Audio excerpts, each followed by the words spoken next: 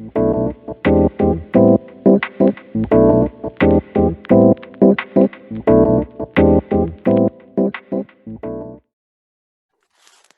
are y'all doing on this wonderful Tuesday evening?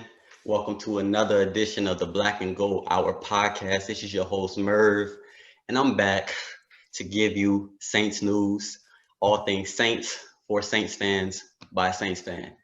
Okay, so if y'all watched the game yesterday, then y'all saw what I saw. The Saints won in a nail biter, 30-27 to the Los Angeles Chargers. There were highs, there were lows. There were people calling for people heads on the team. There were people upset, disappointed, sad, excited. It was so many emotions during that game last night, and we kind of wanted to review it. So I brought my boy back, Mike Balco. He's Oh, back yeah. today. He's back today. I had to bring him back. I told y'all I would, so I had to bring him back. And we're gonna talk about this game, players that stood out, players that need to step up. We're gonna talk about even the Saints off days, because even their off days, crazy things are happening. So we're gonna talk about it all in today's episode. But I kind of wanted to ask Mike. First question today is, how did you feel at the end of the game? You know, the Saints won yesterday, 30-27. How did you feel at the end of the game? I felt relieved. I guess is the best way to put it. We sucked last night, bro. We have been kind of all season. To be honest with you, I don't know, man. It's just not like the same Saints I've been used to seeing over the past like 3 years, where it's like we just feel like we're in rhythm and stuff like that. So I just kind of felt relieved that we were able to barely beat a now 1-4 team. So we kind of sneaked it out. It wasn't obviously a great win. No. Obviously some questionable decision making from the coaching staff, and our secondary continues to be burnt like toast out there. So, there's that. As I watched the game, let's just start with the offense, man, because that's kind of what's plagued me throughout the course of the game. I know that Who Dat Nation, over the years, we have developed it's just first nature for us to blame the defense. So before we get to the defense, because they do have a lot of issues that we've seen over the season, I kind of wanted to talk about the offense and the things that I noticed early in the game. Early in the game and early in mostly every game this season, we've noticed that Latavius Murray, 5, 6, 7 yards carry. Off the rip, bro. I mean, every time he touches the ball, like I said, and I think I said this in the last episode, I don't remember a tackle for loss with Latavius Murray yet this season. Yet. Either.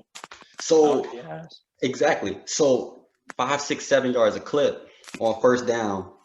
I'm not saying run the ball every down, because I know that's not the Saints' identity. I know Sean Payton and Drew Brees, they do like to throw the ball. So I'm not expecting that. But what I am saying is, why not go with what's working? I don't understand not running the ball with Latavius Murray or even Alvin Kamara, and then choosing to run the ball with Taysom Hill. Taysom is my guy. I actually never actually said anything bad or like ever about Taysom yet. I'm opposite. I'm not a Taysom guy. You're not? I'm not a Taysom guy. And it's crazy because I've been one of those people who like, no, we haven't seen enough. And it's not even his fault what I'm about to say. It's Sean Payton's fault. Sean Payton, his decision making to use Taysom Hill is always in a bad spot. Facts. I mean, last night Drew Brees he was getting in rhythm.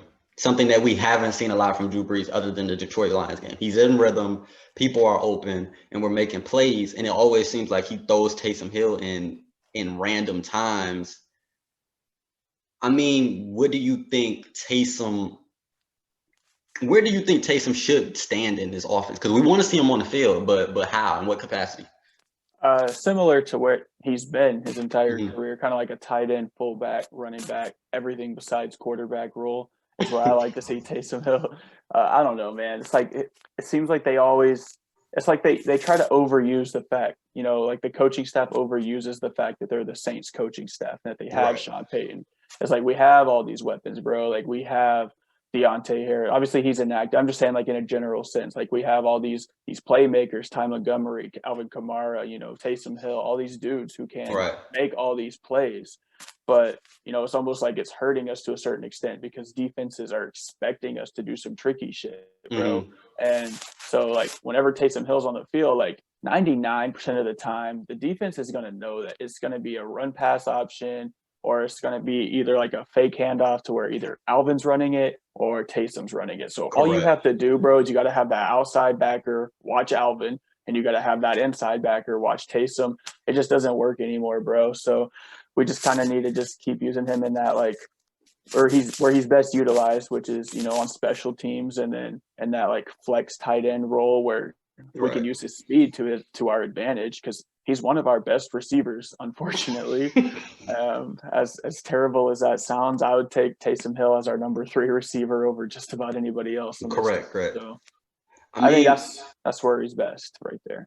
Exactly. And I've been on record saying that if you're going to develop him as a quarterback, then be strategic in doing that. Like, dedicate a whole offseason. I know they didn't have offseason this year, but dedicate a whole offseason to getting Taysom.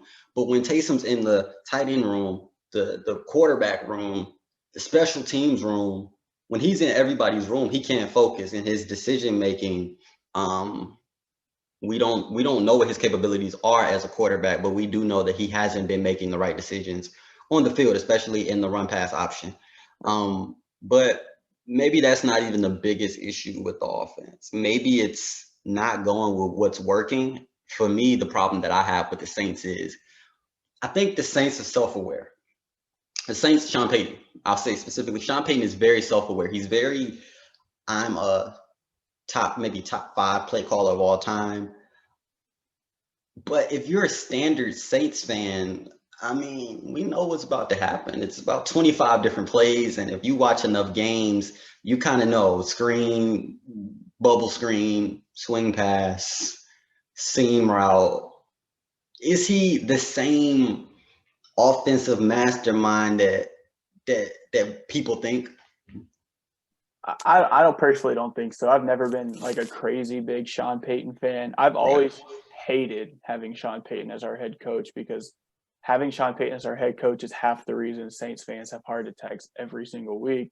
I don't know, man. It's more or less just like, I think the athleticism of our players have bailed Sean Payton out of a lot of shit. Mm-hmm. Like, I mean, Alvin Kamara being able to literally catch anything and be able to like literally break any tackle ever.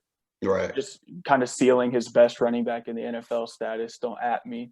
But, it's just like, I don't know. I feel like just the athleticism and just, I mean, you notice like in the 2-minute drill situations last night, we scored touchdowns because in those 2-minute drill situations, it's not Sean Payton calling plays, it's Drew Brees. So you notice that like a lot whenever, like, that's why the Saints seem to be so effective in 2-minute drills. And that's because, Drew Brees is the one calling those plays and not Sean Payton. Our offense just runs so much smoother. So I feel like if we just kind of go back to that way, those ways where it's more or less like Drew Brees having like his input on what he wants to run and not so much just Sean Payton saying, here's what we're going to do, I think it'll just be a lot more effective. But yeah, I mean, having Sean Payton, it has its upside. It also has its downsides, but as long as he continues to win, I mean, I don't have a problem with it. It is still early. Like, we're only 5 weeks in. We have a winning record, and I think a lot of people are sleeping on just how good every single NFL team is this year, unless you're the New York Jets or the Bengals or shit like that, who just everyone knows you're going to be trash. Like, but it just goes to show you that, I mean, the Saints came into the season with like a top 5 hardest schedule, and no game is going to be easy. I feel like every single game this season is probably going to go this way for the Saints. So, I mean, just kind of buckle up your seatbelts and get ready, because it's going to be a wild ride this year. Okay, so this is and I agree with everything you said. Sean Payton, at one point, he was a skilled play caller. Granted, we did have Jimmy Graham, we had Darren Sproles, we had a plethora of always have those playmakers. Quality players. I wouldn't say star players until now with Mike Thomas and Alvin Kamara, but quality players that and Drew Brees was at his peak. So it was just so easy to have a great offense. But and I'm not even being a prisoner of the moment. I want to go back and talk about a couple of games where the coaching, I believe, cost us the game. Los Angeles Rams game 2018, yes, there was a no flag. But on that last drive, the play calling, there was a slant pass to Michael Thomas that Drew Brees threw at his feet. The play calling on that drive was awful. We shouldn't even been in the position to where Tommy Lee Lewis had to make a swing catch up the sideline. So I believe that if we were running the ball, we were running the ball pretty effectively against the Rams during that game. I believe that last year against the Vikings, the play calling could have been a little bit better. And it's just about his timing. It's like when he throws in specific play calls makes no sense to the rest of the people watching the game. And it's almost like I've heard a lot of people say that he overthinks himself. Like, oh, he's like, run. Oh, the running game's working. Oh, let's trick him up with a pass. Right. And he's playing Madden, bro. Yeah, he's playing Madden. But the crazy thing is, and I've said this every week for the last 3 weeks in my house. The Tennessee Titans, Derrick Henry, we knew he was going to run the ball every play. Did that stop them from running the ball? Oh, exactly. They made it all the way to the AFC Championship. So what I'm saying to myself is, why do we do things on offense? And I feel like Sean Payton is in a tricky situation because he does have to work around Drew Brees, not having the same arm strength that he once did. Granted, he did throw a nice pass to Jared Cook last night. But at the same time, I think Sean Payton is a lot of the issue with the Saints offense. I think Latavius Murray's got to see the ball more. Yeah. I mean, there was a screen pass, and the screen passes might have worked against the Chargers last night simply because they're an unfamiliar opponent. But I believe that a divisional opponent like the Tampa Bay Bucks, Falcons, Panthers, they would have, sniffed that play out really easily. So I think the Saints offense is becoming very predictable. And I don't know how we fix that going forward, because when it's a coaching era, it's kind of one of those things where I don't know. It's almost been it's been 15 years. Is he going to change what he's done? So right. I don't know. But let's get to the side of the ball that everybody was up in arms about last night. And let's start with the player that everybody started off upset at. I mean, he did make a game-saving play. Game-saving play. When I saw celebrations on the field, I was just appalled last night. I was pissed, bro. I was like, what y'all celebrating for? What are you celebrating for? If they wouldn't have dropped it. So let's start with Marshon Lattimore.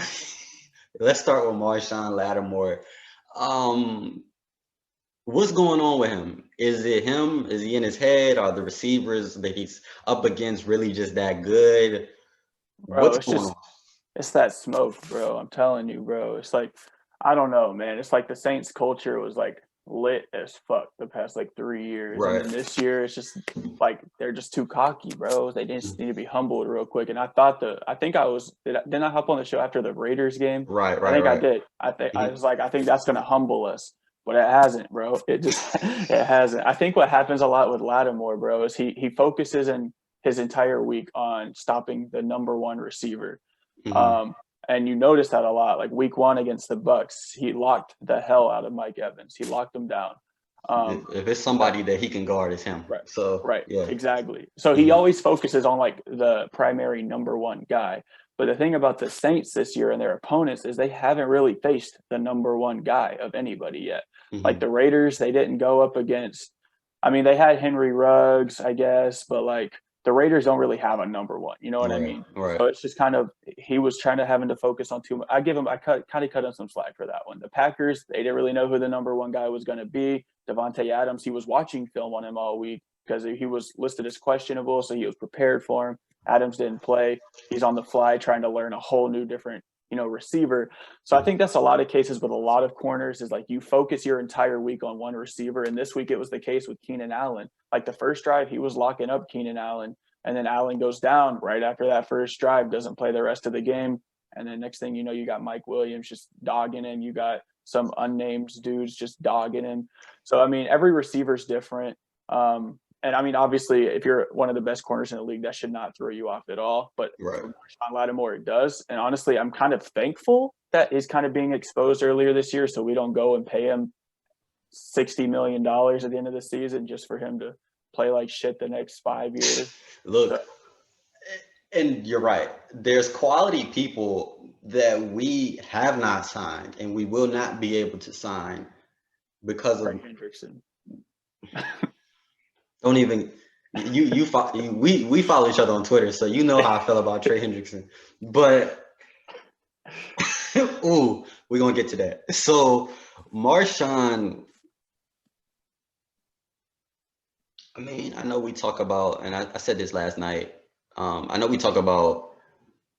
I think the thing about us and Who Dat Nation and Saints fans everywhere, the coaching staff and players, we all fed into the hype. With this team is 3-2, leading the division right now, tied for the lead, and I think expectations are what disappoint us the most because the things we're seeing on the field are not what we expected to see before the season.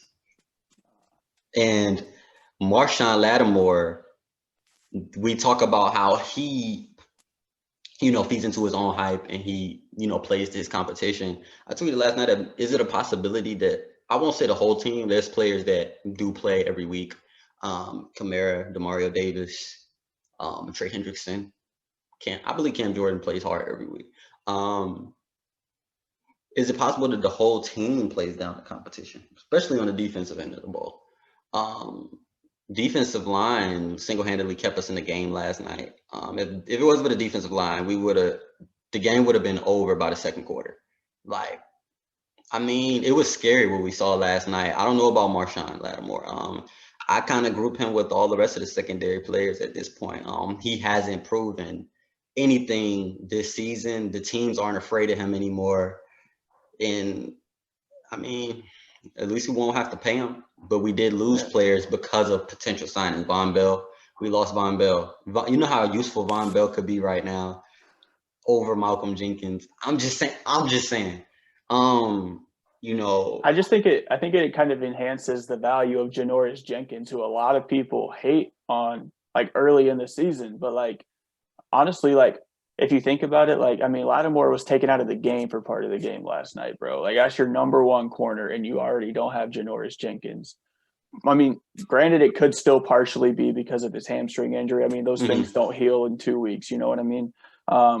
But still, bro, it's he literally got pulled for PJ Williams and Patrick Robinson at one point last night, and they kind of balled out too, bro.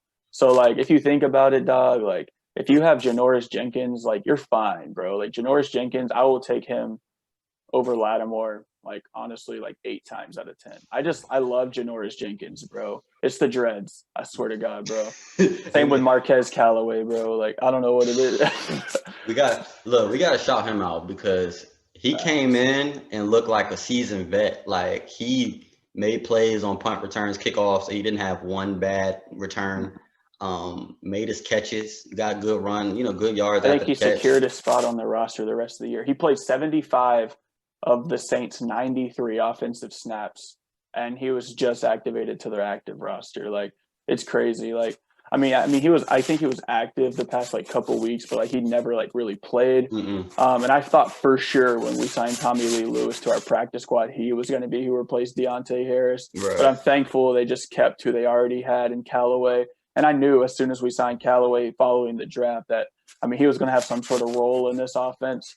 And I think, honestly, he has the potential to be the number 3, number 4 guy. Right. So we can just get rid of Austin Carr finally and just keep him gone. For the love of everything, just keep Austin Carr off of our roster. Austin Carr is always going to be around the roster. That's Breeze's guy. I don't know. I think I can go out there and get more the same amount of yards of Austin Carr right off the street. I think anybody can. Yeah, it's just unacceptable. But Marquez Callaway was balling. Janoris Jenkins, he received a lot of hate for I think it was the Raiders game, for the flags late. But he's been the better corner. out of him and Marshawn by far. Janoris Jenkins grabs at the end of the game in games that we honestly didn't. 3 quarters, though. Exactly.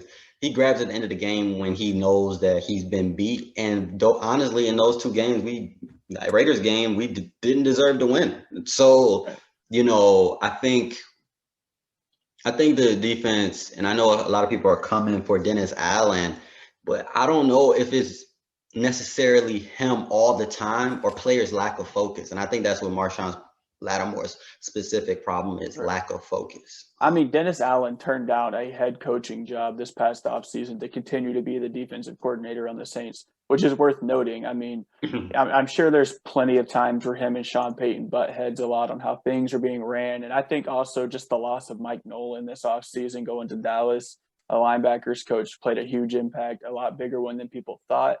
I don't know, man. I think I hate to say it, but I think it's like Aaron Glenn, our DB's coach, bro. Like it's not the same juice, bro. I don't know. It's just I don't feel like we brought in the right players. I was not a fan of losing Von Bell this offseason, and I'm not going to be a fan of us probably losing Marcus Williams this offseason. Although he hasn't been great this year, I still think he's probably one of the best free safeties in the league.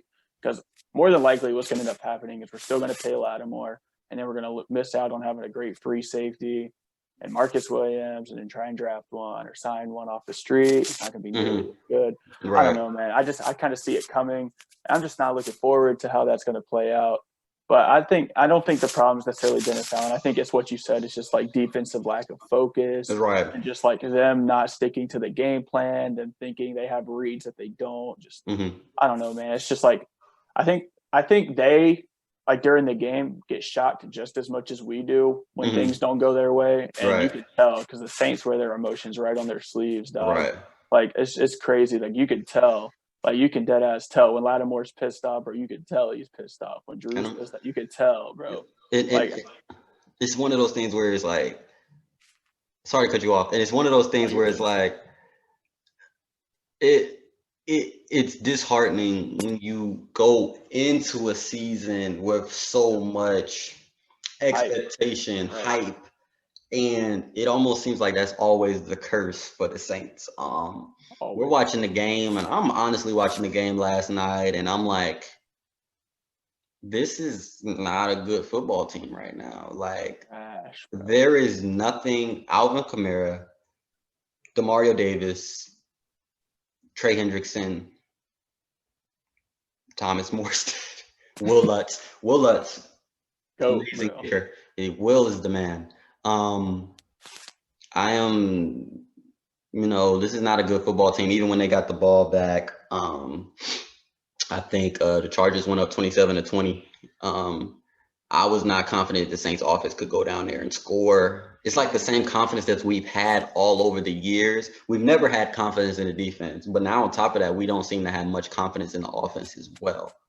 And there's so many different problems to look at with this team. And this is me. This is something that I have a problem with. Mike Thomas, when he went out and everybody kind of lost it. And I hate, like, bro, I've been watching the Saints for a long time. I've seen them make people off the street look like Pro Bowl.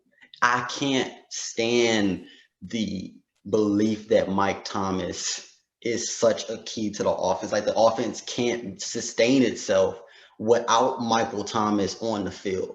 So, but I don't know. At this point, I don't know. Like, it's looking like it. So many people were like, oh, he's hurt. This is going to be the hard road for the offense. I didn't believe it. I didn't lose any sleep. I was like, okay, he's hurt. He's hurt. We're going to be good. And I think me and you talked about that. So it's just like, he's hurt now. The offense does look very stagnant. And it burns me to the core to say this. But is Michael Thomas the key to the Saints' offensive success? Trust me, bro. It burns me to say it too. But I think yes, dog. Like, yes. Because you got to remember, bro, he takes like 2 dudes with him every time. So even if he's not being productive necessarily, and he only has like 3-4 catches in a game, he's still already about 3 times more productive than anybody who's not the number one receiver for the Saints that week. Because, I mean, kind of choose your hand. Last week, Right. Tre'Quan Smith. This week, Emmanuel Sanders. Right. So he's still going to be more productive than whoever else we have on the field. And he's going to take 2 or 3 defenders with him almost every single time. And that's going to free up Emmanuel Sanders, who's was brought here to kind of just destroy number 2 corners all year and burn people deep. And it's going to free up guys like Callaway. It's going to free up guys like Taysom Hill. It's going to free up guys like Troutman, Cook, all these other dudes. It's going to free up. Right. And kind of back in your swing of things, you know, like kind of like how they were mentioning on the broadcast last night during the game, like when you need 3 yards and you need the king of slants to run one of those magical slant routes real quick for you, you know where the ball's going, and somehow, some way, he's still going to come down with it, regardless if there's 4 people knowing exactly where the ball's going. Like you mentioned with the Titans and Derrick Henry, everybody knows the Saints are going to go for Michael Thomas when they're first and goal at the 3-yard line and they need a quick touchdown. It's going to Michael Thomas on a slant route. Like, they know where it's going, but that's still not going to stop anybody from stopping him. So it's crazy because a receiver never really gets this much love. Like, since it's like Jerry Rice got this much love. Like, Calvin Johnson got this much love. Like, I think Antonio Brown in his prime got this much love, but nobody else gets this much love, bro. And it's well-deserved, you know? Right. But, yeah, I think he kind of is the key to our offense just because him on the field, injured or not, just frees up literally everybody else. Right. I think that's why his suspension was really notable, because they kind of used him as like, listen, bro, like, we're not about this, so change your shit. We ain't about to be scrapping in practice. Well, right. I know you said we're going to touch on that a little bit later. And that's the thing, like, have the Saints ever had we got Alvin Kamara, but have we ever had a player in the Sean Payton, Drew Brees era that's on the level of Michael Thomas as far as what attention he, deserve that he gets on the field every week, the attention that he gets around the league. You can obviously say he a top 1 or 2 receiver, however you want to put it. For me, it's Hopkins, however you want to think about it. So, I believe that we have Emmanuel Sanders, Jared Cook, AK, I believe Tre'Quan can make plays. But we did see that Marquez Callaway came in and made plays immediately. Tre'Quan has been on the roster for 4 years. So 3 years. So yeah, no comment. But I just feel like Mike Thomas shouldn't be the key to the Saints offense, but Drew Brees seems to only have trust in a couple of people right now. He's gaining that trust with Emmanuel Sanders. So maybe Mike Thomas is. And, we can't have Sean Payton and Drew Brees aren't going to kind of put up with, players fighting in practice and everything like that. But before we jump into the Mike Thomas, I kind of wanted to ask you 2 important questions that have been on my mind for a while. I've tweeted about it, and Saints fans, of course, have tweeted about it. I'll start with the first one, which might be maybe it's easy for you to answer. Trey Hendrickson. Marcus Davenport, we thought he was going to play this week. What are you doing with Marcus Davenport when he's able to play? He's back to 100%. What are you doing with Trey Hendrickson? Are you rotating them? Are you putting Marcus Davenport in? Are you leaving Trey Hendrickson in? And then we hear over and over again about how dominant Marcus Davenport is, how physically strong he is, how fast he is, how great he is at different things that we see on the field, but he's hardly on the field.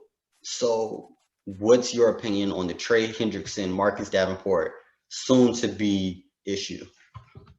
I mean, that kind of was an issue a little bit last night. Davenport actually did play. He had a couple of nice rushes, but, I mean, nothing too notable, really. Right.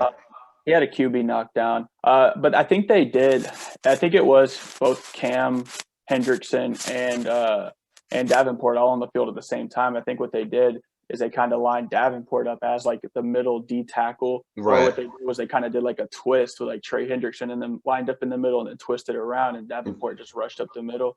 I don't know. I think we're going to see a little bit more packages like that just because the defensive end is usually the more versatile position. Rankins did ball out last night, even with a broken wrist. So I'm really pleased to see that. And the Saints kind of do have some versatile D tackles, but not really outside of like Rankins and outside of, like Malcolm Roach, really. But so I think what we could see is a lot more of like those three on the field a lot at the same time, and then kind of have Malcolm Brown or Rankins in on the other side, or Onyemata in to just kind of stuff up the run if that were to happen, some blocks up and kind of free it up a little bit for you. But yeah, I think we're going to see a lot more of that, but I think Hendrickson's going to have to be the guy. I mean, how can you take a guy who's now 5th in the NFL in sacks and just put him on the bench? Like, I mean, he has 4.5 sacks on the year. He's continuing to torch up, sack really good quarterbacks. Like, he sacked Tom Brady. He got close to sacking Rodgers. I don't know him. Right. Those two had a moment. I don't know what it was. It was weird. They just kind of smiled at each other. I don't know. But I don't know. I think we need to prioritize signing Trey Hendrickson this offseason. And honestly, I don't know, bro. I don't know, because people forget, bro. This dude in his junior year, or no, I think it was either his sophomore or his junior year in college at FAU, bro, had 14.5 sacks. Like, that's what Zach Bond had at Wisconsin and got all that hype. Like, everyone forgot about that, and then he got injured and just kind of had a setback season before he decided to declare for the draft. But everyone forgets about that. Like, he would have been a second-round pick if he declared a year earlier, hands down. Maybe late first. Right. And people just tend to forget about that. And he's finally, now that he's healthy, he's just really blossoming, kind of rising up. And look, he's fifth in the league in sacks, bro. He could very well make a Pro Bowl if he keeps this up. Like, he's outpacing Cameron Jordan, like all these other dudes. And Trey Hendrickson's like kind of turning into a household name, which is crazy to think about. So yeah, to answer your question, I think just you got to go with Trey Hendrickson and just kind of rotate Davenport in. Just simply because he's producing. If Davenport comes in and starts balling, then you have to kind of consider maybe rotating Cam on the other side in and out. I don't know. I mean, you just kind of – I think a lot more of that 3 set that I just kind of mentioned is going to be a lot more of what we see.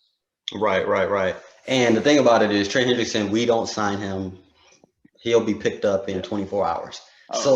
Signed in 24 hours. That's a player that we need to keep. And it's not even the fact that he might not be as talented, but it's his work ethic, his hustle never takes a play off. Those are players, and he's there. He's available. And, the best players are the players that are available. So I think, Trey Hendrickson is someone that I'm very proud of and just very hype on this season. Like, he's one of the few players that have shown out other than, of course, Alvin Kamara. And I think Emmanuel Sanders is coming along too as well. Second question I want to ask you is kind of one that's just a random question. I just want to see how you feel about the stat that came out last week. The Saints have, as of last week, I don't know where the stat is now as of right now, but as of last week, the Saints have 100 more defensive penalty in pass interference yards than anyone in the league. Now, do you attribute that to the Saints' bad defensive back play, or do you attribute that to the unfair calls that are called against the Saints? Because I had to look at that stat for a while and think about 3 or 4 plays that were called. I think it was a pass interference on an uncatchable ball on Marcus Williams. I think another one on Janoris Jenkins. What do we do as Saints fans with the refs? Like, the Saints, how do we handle this going forward into the season? Because I've watched other games, and you're a fan of the football just like me. We watch other teams as well, and we can tell that there's an inconsistency in what is called with the other 31 teams versus the New Orleans Saints. Yeah, and honestly, as long as we could have the same officials we had last night for every other game, I think I'd be pretty happy, because those dudes were really fair. It's funny how we finally get good officials for a game and we don't have a single pass interference. So I don't know, bro. You know what I mean? It's just like, it's a combination of both. Like, there were some plays that I saw that were pass interferences, but I think if they didn't get rid of the New Orleans Saints rule where they can challenge pass interferences, I think there would be a lot more called back simply because we'd be throwing challenge flags all the time. Right. There's no doubt about it. I don't know. I think that was a really, really dumb rule to take out of the game. I think that was actually a very innovative like a really innovative rule that the that the NFL established where they could challenge pass interferences, but they gave it 1 year, took it away. I don't know, bro. It's just there's nothing we can do, bro. We just kind of Right. have to hope that our offense just kind of makes up for it. A lot of people like to hate on our defense, but if our offense isn't rolling the way it should be, then our defense is going to be on the field a lot more. And our defense is kind of designed to not be on the field for a long ass time so that we don't get those pass interferences. Because when you're a tired DB, bro, DBs are always going to be more tired than receivers, like Right. always, because receivers are like, oh shit, I'm about to get the ball right here. Oh, I know what I'm running. Like I'm about to torch this dude real quick. And a DB is like trying to keep up and like try to figure out what he's running. And I mean, once you get into that fourth quarter as a DB, that's when you start to get a little grabby. That's when you start to like, all right, bro, like I'm tired of your shit. It's like time to clamp down real quick. And the Saints, the way they've been playing this year, they've usually been behind in the fourth quarter, or it's a really close game. Right. So they're trying to make a play, but they're trying too hard to make a play sometimes. I don't know. It's just some of the plays are good calls. I'm really surprised the Saints haven't had one of those helmet-to-helmet ejections yet, to be honest with you. But I don't know, man. I think Demario Davis is probably going to end up having one at some point this year, as much as I hate to say it. He's just such a physical linebacker. So, but yeah, I think it's a combination of both. I think the Stripes hate us, and I just think we just make stupid plays at times. Right. I think one thing that I noticed, and not so much last night, this defensive secondary has been together for a while now. I mean, Janoris Jenkins he's basically getting close to a full season under his belt. They tend to want to run zone, and it just seems like even without OTAs and stuff like that, this team has still been together for a while in the secondary. And it always seems to me that they're either out of placement, two people go to one receiver, safety making the wrong decision. Almost seems like they don't know what to do in the zone. They're not confident in the zone, but they refuse. They obviously won't run man, not based off of what we saw last night. So it is a combination of a couple things, and it may actually be coaching. But for me, Dennis Allen is the last person that I'm going to blame right now. As far as the defense, and I'm not even a big proponent of blaming the defense right now. We follow each other on Twitter, and you see me tweet every week. I'm very passionate about coming at the defense so much when they're always on the field. The defense got plenty of quality stops against the Chargers last night. They got plenty of quality stops against the Packers, I believe. They got plenty of a few quality stops against the Raiders. But what I say is this: every time that they do, they're never rewarded by the offense. So they're quickly right back on the field. Eventually, you put any defense on the field for 30 minutes, that's it. They're going to get it's going to be 30-10. It's going to be 400 yards of all-purpose yards for the opposing team's offense. So, I mean, I think everything starts with the offense right now. Sean Payton definitely has to take a look in the mirror. I don't know. Aaron Glenn definitely has to take a look in the mirror. The secondary players have to turn their heads around. But I will say this: we are 3-2 with a bye week. With the bye week, Mike Thomas will be back, hopefully, barring any unforeseen circumstances. So are they foreseen though? With him, you never know. He is the most entertaining Saint on Twitter. So in case you missed it, Saints fans, Michael Thomas was suspended, not injury related, for this yesterday night's game due to what we believed at first was to be an altercation with Chauncey Gardner-Johnson. Hey, it happens. Chauncey Gardner-Johnson is one of the league's top trollers. He's the man. He's one of my favorite players on the team, honestly, because he plays with the old school mentality that a lot of these players don't play with anymore. And Mike Thomas is, Mike Thomas, so they got into it. And we were like, okay, cool. Why is he suspended over a fight? These are grown men. Come to find out that he lashed out against the coaches over different things as far as his ankle not being taped up. Apparently someone was going through his mail. As a report that came out today. And Sean Payton sat him. So do you think Michael Thomas is kind of turning into a diva right now on the wide receiver end, or do you think it's just a one-time thing that'll eventually blow over? I ain't even gonna lie. Like I've kind of seen this coming for a while. Like I mean, he kind of started his whole like Twitter thing like late last season, where he started like getting opinionated, and I'm like, oh shit, bro. It's like Odell AB part 2, bro. You know what I mean? And like, I don't know. I'm just not. I'm kind of old school in that regard, to where like I feel like if you have beef with your team, just like us normal people who have normal ass jobs, like if we have beef with our employers, then we go on like Facebook and we say, you know, fuck our jobs, you know, like we're gonna get fired, bro. Right, right. Unfortunately, we don't make like $100 million, so like, you know what I mean, like, so I don't know, bro. It's just I'm not a fan of going on like social media and like voicing your displeasures with your job, especially when you have a job that most people would literally kill for. Right. I don't know, bro. It's just like I've kind of seen it coming. He started like voicing a lot of opinions about just the Saints and stuff.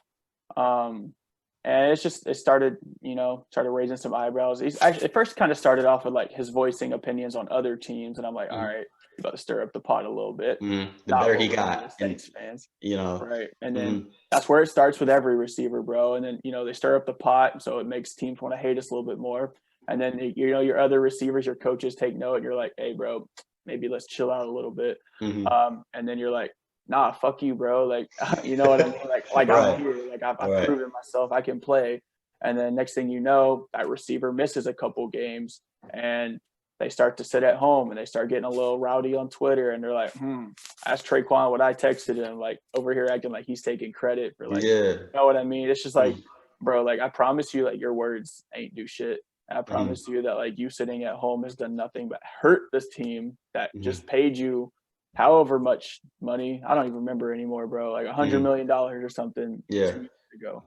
I don't know, bro. It's just like he's starting to turn into a diva. And then the fact that the way he approached like kind of the whole incident today, where he's just kind of calling out the Saints. Right. It gives me flashbacks of like Delvin Breaux, who I've actually had on my podcast, and how he ended his time with the Saints. Right, right. His injury situation with, you know, Sean Payton, and I just kind of feel like I'm getting flashbacks from that, and that's the last thing I want to happen. Like we don't want to have to be forced to trade away, you know, Michael Thomas, just like the Giants had to do with Odell, and just like the Texans kind of had to do with DeAndre Hopkins, all sorts of other scenarios. I don't know, man. I wish he was like Larry Fitzgerald and not like Odell. I mean, even he has an example on his own team. Alvin Kamara gets the hype. He gets the accolades. He can, you know, people follow him on social media. Everybody, you know, wants to, you know, be a big Alvin Kamara fan. So, you know, and Alvin doesn't say much. Alvin didn't talk about the team when he was injured last season. Alvin he doesn't outlash. He doesn't, you know, get mad that he's not getting the ball. He has an example on his own team. I think Sean Payton will definitely get it together really fast. I guess with all of our receivers, as they get better, the tweets get more and more.